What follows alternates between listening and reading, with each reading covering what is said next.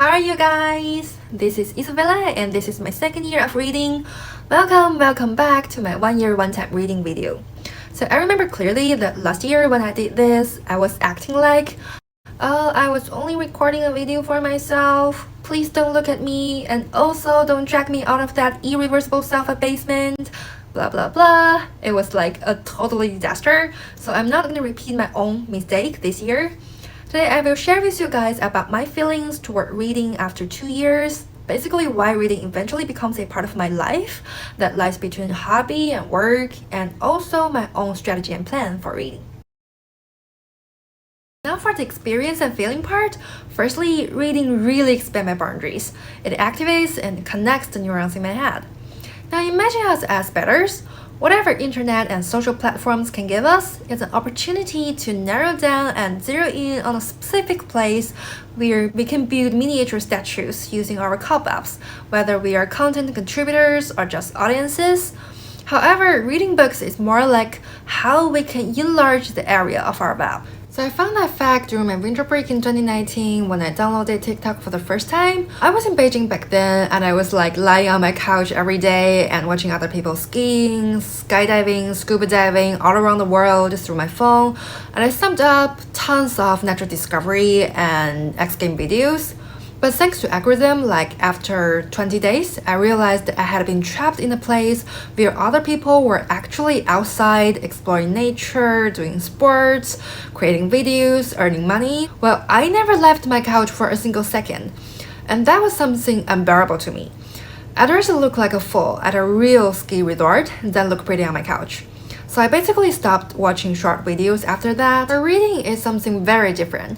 I can give you a few examples here. So I knew the existence of game theory not from economic books, although game theory is a concept classified into economy, but I learned it from a biology book talking about the dynamic state between good people and evil people. So this year when I took economics class at my school, I never felt stressed, but only absorbed to learn more knowledge about it. Now, another example is my current curiosity and attention to blockchain technology, and that happened after I read a book called Crisis Era.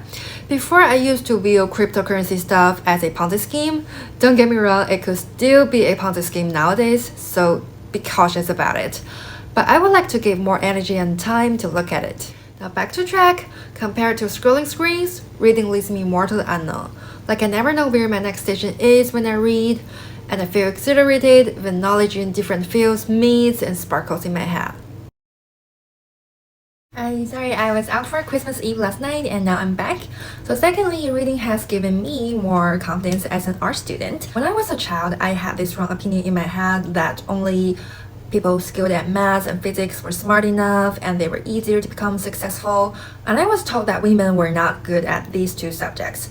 So I was always a bit of math and physics as a child because I thought them as tools to show other people how stupid I could be. But after reading, I realized, okay, mathematicians and physicians are smart, but other people can still win in our own way. Like many entrepreneurs and businessmen don't have a STEM degree, and people who studied philosophy and history can be the greatest investors in our time. So I see possibilities and hope by reading celebrities' biographies. Lastly, book is very candid and open to all human beings' sufferings. Books never give me a straight answer or a template on how I can get higher scores, enroll in great universities, or have a job with lucrative compensations. But books emphasize on the pain all human beings are going through so that I know I'm not alone on this way. And book also teaches me that in order to alleviate that pain and get away from failures, all I need to do is to face them with my courage directly and learn from my own mistakes. And in fact, that is the core of everything in the world. All other tips, techniques, and methods are just ways to materialize it. So now when I feel pain, stress, sometimes even depression, I don't reject my emotions anymore. And I even feel a bit happy when bad things happen to me because I know that means a chance for me to grow. So all I need to do is to live with my emotions well and to stay on the road that I chose.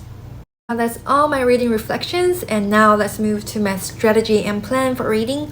Like, people need to eat every day to stay alive, but not everyone's diet is healthy.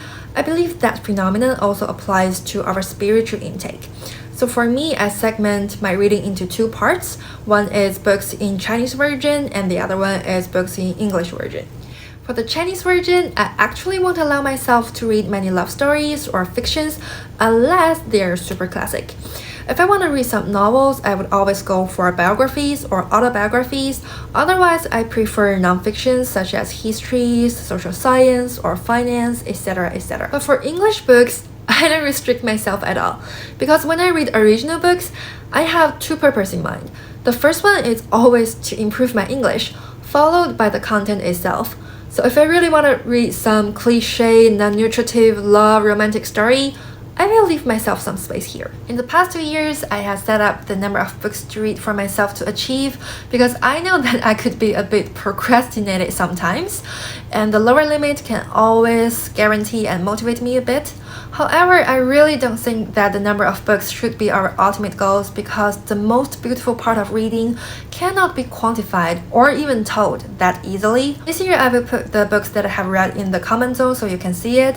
But moreover, I also wanted to see your feelings and strategies for reading so that we can communicate, discuss, sometimes argue, but eventually grow and stay open all the time together. And that's all for this year's reading video. I will see you guys next year. Merry Christmas and have a Happy New Year!